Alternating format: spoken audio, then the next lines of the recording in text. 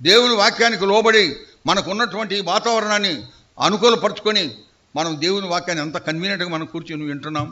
మాకు ఢిల్లీలో మందిరం లేదు, ఎందుకంటే గవర్నమెంటే ఇవ్వాలి. గవర్నమెంట్కి అప్లై చేసినాం కానీ వాళ్ళు ఇవ్వలే. అందుకని మేము గ్యాదర్ అనే ఒక స్కూల్లో గ్యాదర్ అవుతాం. అయినా సమృద్ధిగా ఉంటుంది వాక్యం.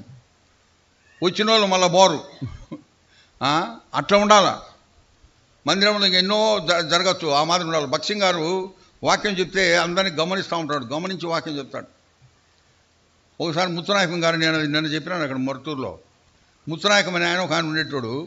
ఆయన పెంటుకోసలకు పోయేవాడు, మార్మల్స్ పొందివాడే కానీ వాక్యం కొరకు పెంటుకోసలకు పోయేవాడు.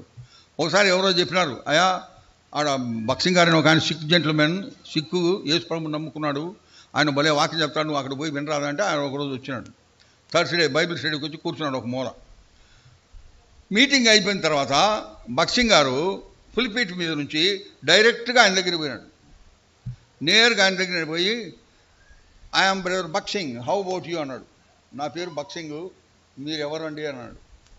ఆయనకైతే అసలు అప్పటికే క్లీన్ బౌల్డ్. విజేంద్రన్ ఆయన ఇంత పెద్ద సేవకుడు నా దగ్గరికి వచ్చినాడు అని చెప్పి, సార్ నేను మార్మన్స్ పొందినానండి, ఐఎమ్ బార్న్ అగైన్ అన్నాడు. ఓ ప్రైజ్ ది లార్డ్ అని చెప్పిన తర్వాత he called one brother, give him dinner and send him అన్నాడు.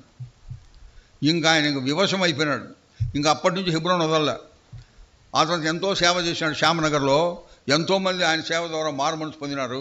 ఆ తర్వాత ఎంతోమంది వచ్చేటప్పటికి ఆయన భక్సింగ్ గారి దగ్గరికి వచ్చి, బ్రదర్ ఎంతోమంది మారుమనసు పొందినారు, వాళ్ళకి పరిచయం కావాలా, దేవుని సేవకుని పంపించానంటే నువ్వే సేవకుడు అన్నాడు, నువ్వే చూసుకో అసెంబ్లీ అన్నాడు.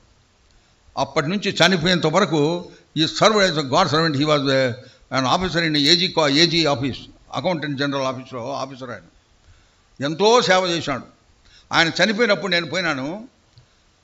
సాక్ష్యాలు చెప్పిన వాళ్ళందరూ, అక్కడున్న ఎల్డర్సు, సీనియర్ బ్రదర్సు, వాళ్ళ ఫ్యామిలీస్ అందరూ ఏమి చెప్పినారంటే, ఈయన ద్వారానే మేము రక్షణ పొందినామన్నారు.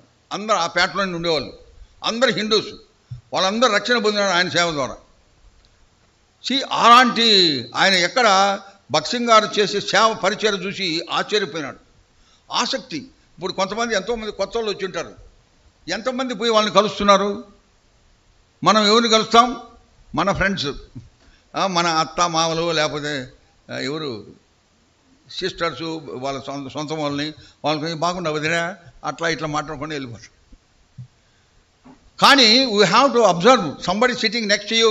అంతకుముందు ఎప్పుడైనా వచ్చిందా? ఓహో కొత్తగా వచ్చింది అని నువ్వు ప్రార్థన చేసుకోవాలి. ప్రభువా ఇప్పుడు మీటింగ్ అయితే ఆమెతో మాట్లాడితే నాకు సహాయం చేయని ప్రార్థన చేయాలి. అది ఆసక్తి, అది భారం. నేను ఎప్పుడు చెప్తుంటాను, ఎనీ సేవ భారంతో కూడినదే ఉండాలి, భారం ఉండాలి. ఆత్మల విషయమైనటువంటి భారం ఉంటే ఎవరైనా మందిరానికి వచ్చి కూర్చుంటే అది ఎట్ట పోగొట్టుకుంటావు? మనం బయటికి పోయి ప్రయాసపడి భారం మోసుకుంటున్న సమస్తమైన వారులారా నా ఎదుకు రండి, నేను మీకు విశ్రాంతిని ఇస్తానని చెప్తాం. ఇక్కడ పిలవకుండానే వచ్చి కూర్చున్నారు ఎంతోమంది.